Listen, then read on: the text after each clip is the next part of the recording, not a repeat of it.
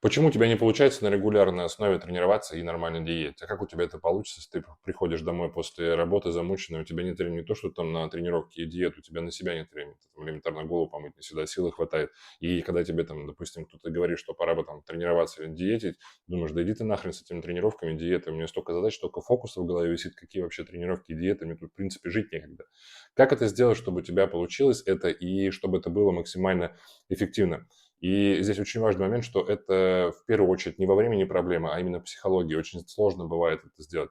Просто берешь ручками и вписываешь те дни, когда ты хочешь тренироваться, свои тренировки. Условно, либо это утром, там, не знаю, в 7, 8, 9 утра или в 6 утра, там, по-разному, либо это вечером. Все. И уже от этого дальше ты выстраиваешь свой график. Другого никакого решения здесь нет. Многие боятся, но по факту ничего плохого не случится, мир на этом не остановится, и все продолжит работать без тебя. Поэтому это будет максимально эффективно, это будет максимально результативно, и ты, по крайней мере, вольешься в этот график, у тебя будет получаться и дальше гораздо лучше.